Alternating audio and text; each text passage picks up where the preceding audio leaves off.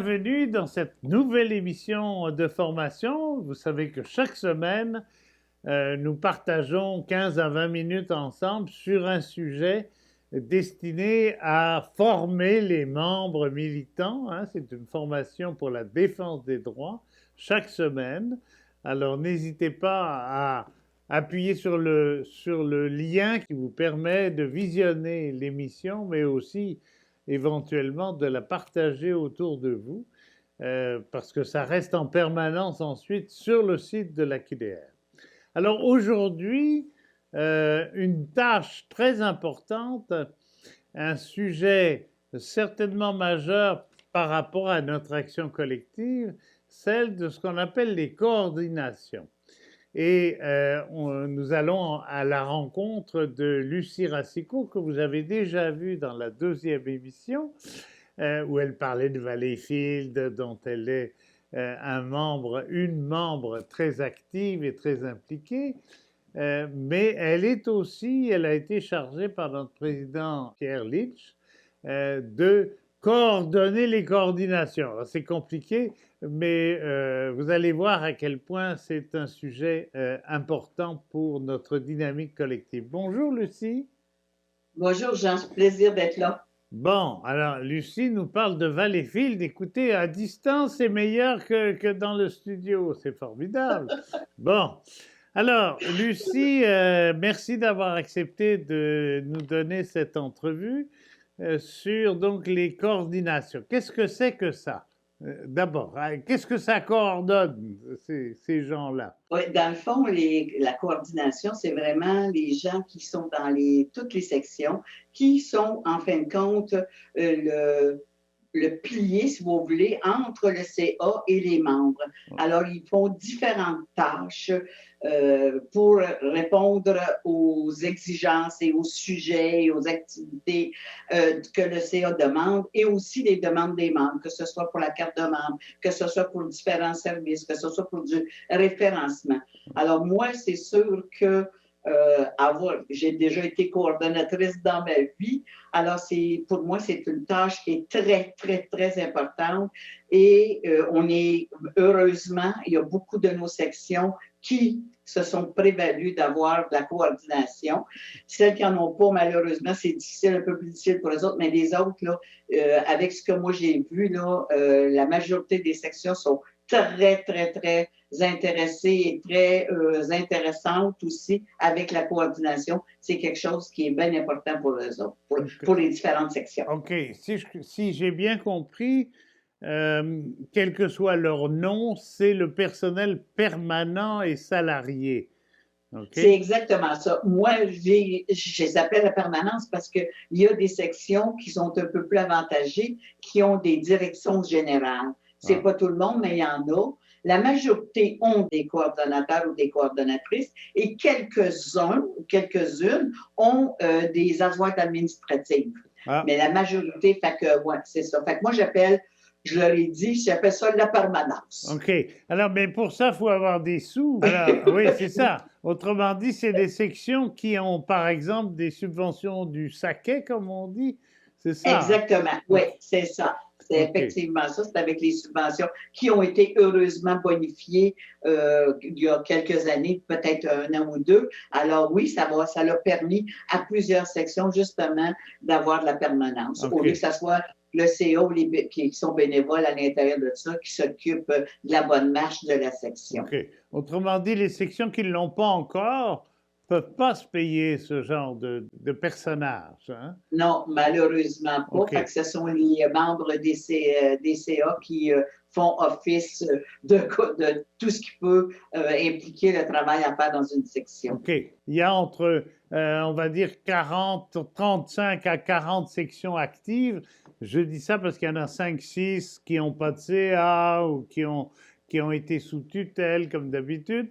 Mais Combien il y en a de sections qui ont une coordination ou une direction générale? Écoute, d'après ce que j'en sais, il y a peut-être 5 ou 6 sections, au moins 5, qui n'ont pas cet avantage-là. Fait que OK. ça veut dire qu'on, si on voit avec un chiffron qu'on a 40 sections, ben il y en a au moins 35 qui ont une certaine forme de permanence. Alors, tu es chargé, toi, en fait, tu es un poste tout à fait névralgique et stratégique parce que la vie de la QDR, la vie du mouvement, c'est par ces gens-là que ça passe. Ça passe par les militants, mais c'est eux qui sont à l'écoute, qui organisent les choses, qui mobilisent le monde finalement. Effectivement. Écoute, ce genre de demande-là que j'ai reçue, c'est quelque chose qui a été demandé depuis longtemps de la part des différentes, surtout des permanences. Les sections, oui, là, les CA, mais c'est ça surtout la permanence qui voulait avoir un endroit où est-ce qu'ils pouvaient se rencontrer pour échanger, pour faire du réseautage. Et ça fait longtemps que ça a été demandé. On a 40 sections. Lors de notre première rencontre, qui s'est faite au mois de novembre, on a eu 23 sections qui ont participé à cette rencontre-là. Okay. Vraiment, ça a été, et si on parle de ça, c'est plus de la moitié. Donc, on était très, très, très satisfaits. Okay. Naturellement, que je n'ai pas la prétention de croire que je suis capable de faire ça tout seul. Alors, je me suis adjointe 3 personnes, des personnes que je ne connaissais pas, des sections que je ne connaissais pas parce que ça ne fait pas tellement longtemps que je suis au CA du National.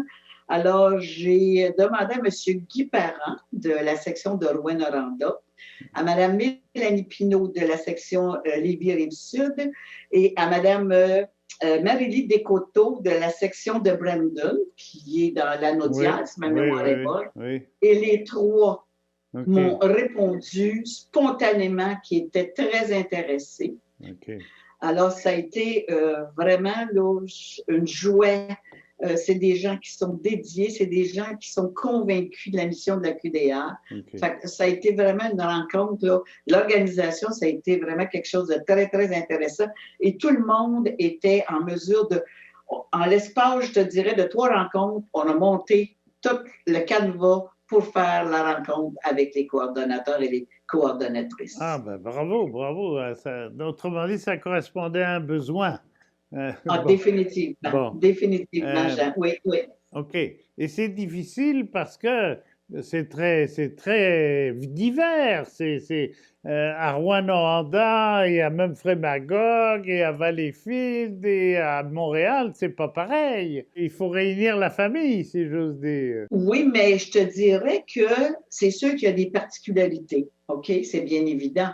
Mais la défense des droits, elle est identique partout. Ah. Chaque section est confrontée à peu près toujours au même sujet, aux mêmes droits qu'ils doivent défendre. Mais chacun a sa petite particularité. Okay. Alors, c'est sûr. Mais si on regarde ça, là, suite à cette rencontre-là, qui s'est quand même avérée très intéressante, et on a fait aussi un sondage tout de suite après pour être capable d'être en mesure de savoir comment est-ce qu'ils ont vécu ça et les sujets qu'ils aimeraient qu'on discute. Et je te dirais que la majorité, ce sont tous des sujets qui sont pratiquement identiques qui s'appliquent à chacune des sections. OK. Est-ce que tu peux donner un exemple parce que ça nous donnera l'avenir en quelque sorte? Écoute, chacune de ces sections-là ont des CHSLD, donc ont des demandes, et ces membres-là aussi, de famille. Ben, des fois, c'est de la famille parce qu'il y a certaines personnes dans les CHSLD qui sont membres, mais la majorité, c'est les membres de la famille, les aidants naturels. Ensuite de ça, il y a aussi tous les moyens de communication. Présentement, on est en une ère de communication qui est différente de ce qu'on avait avant. Alors, tout pour rejoindre les membres, c'est toute cette problématique-là, ça, c'est quasiment identique à tout. Pas quasiment, c'est identique à chacune des sections.